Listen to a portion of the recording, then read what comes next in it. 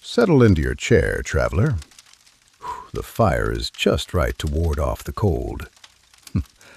You ask me about that Hokage monument and how legends are born, correct? I was there the night the fate of this village changed.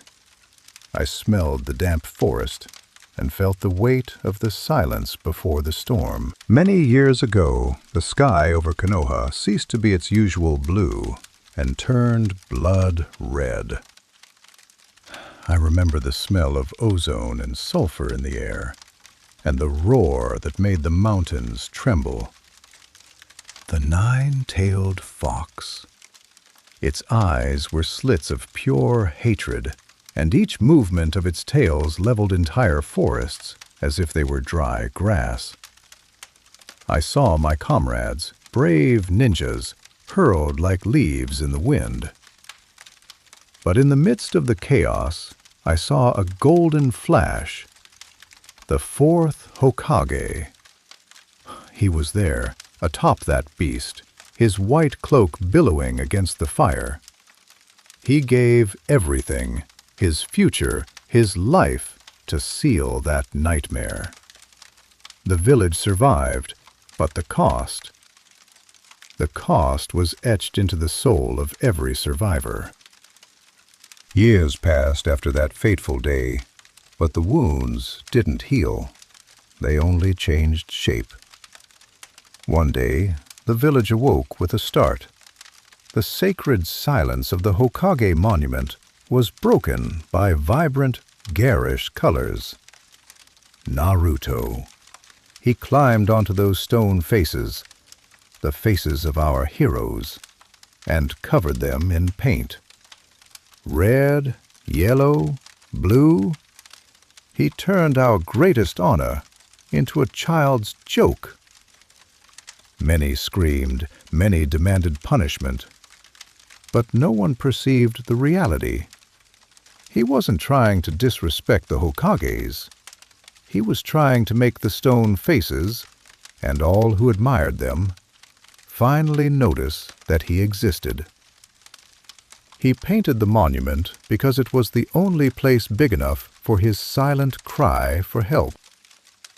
If you were there, in the academy courtyard at the end of the afternoon, you would see a boy, alone. The sunset painted the ground orange, but he only looked at his own shadow. The creaking of that swing, I can still hear it today. It was the only sound that responded to him. I saw the other parents arriving. They hugged their children, asked about their day, laughed. But when they passed Naruto, the laughter died. The air became heavy. I saw the adults' faces change. They weren't looking at a child. They were looking at something they wanted to forget. An old fear, distilled in the form of contempt. They didn't hate him with shouts, traveler. They hated him with silence. And silence is what hurts the most in the heart of a boy who only wanted a hello. He would go home alone, kicking stones along the way. A cold apartment where the smell was of dust and stale milk. No one to say, "Welcome back." Just him, the four walls, and that secret he didn't even know he carried, but which everyone used as a weapon against him. I was there when Instructor Mizuki approached him that day. Naruto was on the ground, his head down after failing the exam. Mizuki, he seemed different from the others. He spoke in a soft, almost protective voice. He said there was a way, a secret test, a scroll that would give Naruto the power he so desperately sought. You should have seen the gleam that appeared in that boy's eyes. It wasn't ambition. It was desperation. He seized that chance like a drowning man seizes a blade. He would do anything, traveler. He would go through hell, just so Iruka-sensei, or any of us, could say, "You did it. You belong here." The rest of that night reeked of betrayal. The village alarm sounded, and Naruto was in the forest with the scroll on his back. When Iruka found him, Naruto shouted with joy, thinking he had passed the test. But then Mizuki appeared, and the mask fell. Mizuki shouted the truth we all hid. He called Naruto a monster, a nine-tailed fox. I saw the boy's world crumble right there. The little light he had in his eyes went out. But then, Iruka-sensei's blood splattered on the leaves. He threw himself in front of the shurikens to save the boy. Iruka wept, traveler. He confessed that Naruto wasn't a monster, but an orphan who suffered exactly as he suffered. At that moment, in the middle of that dark clearing, Naruto's loneliness was broken by a tear from his master. The silence in the clearing grew so heavy that the air felt difficult to breathe. Mizuki, a dry, victorious laugh, as he prepared his next blade. Naruto, he lay there, fallen, his eyes lost in the darkness. He had just discovered that the monster that destroyed the village and killed his master's parents lived within him.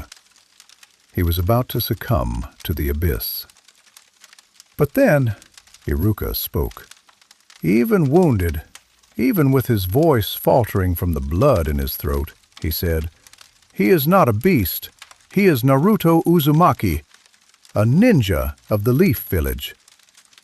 At that instant, traveler, I felt the ground tremble beneath my feet. It wasn't an earthquake. It was something coming from within the boy. Naruto stood up slowly. The aura around him was no longer blue and calm. It was a pulsating, orange heat that made the dry leaves around him levitate. He crossed his fingers, forming the cross seal. His knuckles cracked. He was no longer afraid. He was overflowing. Then he said, "Never lay a hand on my sensei again!"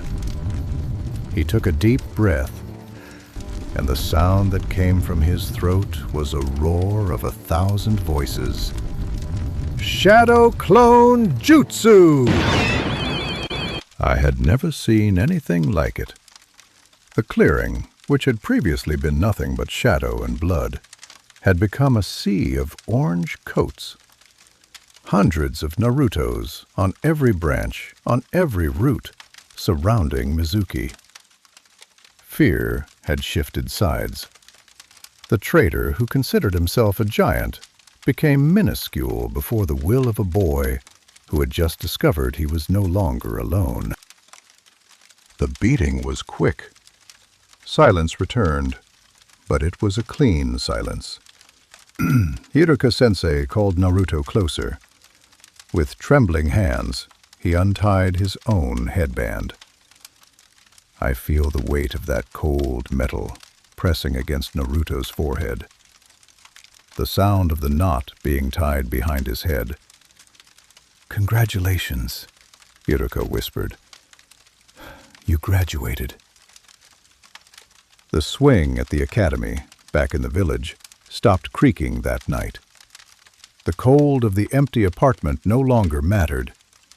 Naruto had found the fire that would keep his soul warm forever.